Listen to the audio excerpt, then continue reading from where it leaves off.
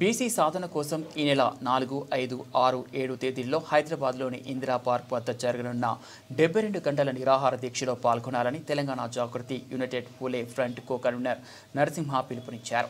మహబూబాబాద్ జిల్లా కేంద్రంలో బీసీ సాధన కోసం 72 గంటల దీక్ష వాల్ పోస్టర్లను ప్రారంభించారు. అనంతరం మీడియా సమావేశంలో మాట్లాడుతూ బీసీలకు 42% రిజర్వేషన్ కల్పించాలని డిమాండ్ చేశారు. నేను యునైటెడ్ పూలే ఫ్రంట్ స్టేట్ కో-కన్వీనర్గా పనిచేస్తున్నా.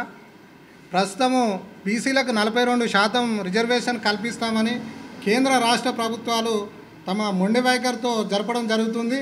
దీనికి కేంద్ర రాష్ట్ర ప్రభుత్వాల మెడలు వంచాలనే ఉద్దేశంతో జాగృతి అధ్యక్షురాలు శ్రీమతి కల్వకుంట్ల కవితక్క గారు 72 గంటలు నిరాహార దీక్షకు పిలుపునివ్వడం జరిగింది. ఈ కార్యక్రమానికి బీసీ సంఘాల నాయకులు, వివిధ కుల సంఘాల నాయకులు పెద్ద ఎత్తున హాజరై విజయవంతం చేయాలని ఈ మహబూబాబాద్ జిల్లా వేదికగా మేము కోరడం జరుగుతుంది. అనేక పార్టీలు బీసీలను వాడుకుంటూ మోసం చేయడం జరుగుతుంది.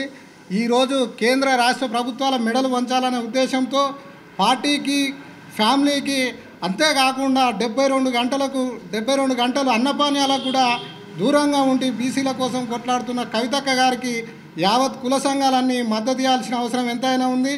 చాకలి, మంగలి, కుమ్మరి, కమ్మరి, వడ్రంగి, గొల్ల, కుర్మ వివిధ కుల సంఘాలకు రాజ్యాధికారం దక్కాలంటే ఇదొక్కటే ప్రధాన మార్గం. కవితక్క అడుగుజాడల్లో మనం నడిచినట్టయితేనే బీసీల రాజ్యాధికారం సాధ్యమవుతుంది. కాబట్టి తప్పకుండా వివిధ కుల సంఘాలు మద్దతు ఇచ్చి విజయవంతం చేయాలని కోరుకుంటూ, మా ఆడబిడ్డ అయినటువంటి కవితక్క నిస్వార్థంతో బీసీలకు రిజర్వేషన్ కావాలని కొట్లాడుతుంటే కొన్ని పార్టీలు, కొందరు వ్యక్తులు అనుచితంగా వ్యాఖ్యలు చేయడం జరుగుతుంది. తస్మా జాగ్రత్త, రాబో బీసీల కాలం ఉంది, మిమ్మల్ని కనుమరుగు చేసే ప్రయత్నం కూడా జరుగుతుందని తెలియజేస్తూ, కొన్ని పార్టీలు కవితకేమవసరం, కవిత ఎందుకు బీసీ నినాదం ఎత్తుకుందని మాట్లాడుతుంది. ఎవరికి వాళ్ళు కావాలనుకుంటే ఎప్పుడు ఏది సాధ్యం కాదు. ఈరోజు ఒక ఓసీ బిడ్డ, ఒక అగ్రవర్ణాలకు చెందిన వ్యక్తి కూడా బీసీలకు న్యాయం కావాలని కొట్లాడడం మనం హర్షించదగ్గ విషయం. తప్పకుండా మిగతా అగ్రవర్ణాల నాయకులు కూడా దీన్ని స్వాగతం పలుకుతూ అందరూ కవితక్క అడుగుజాడల్లో నడుస్తూ బీసీ ఉద్యమాన్ని పెద్ద ఎత్తున తెరపైకి తేవాలని, రిజర్వేషన్ సాధించిన తర్వాతే స్థానిక సంస్థ ఎలక్షన్లకు వెళ్ళాలని మేము డిమాండ్ చేస్తూ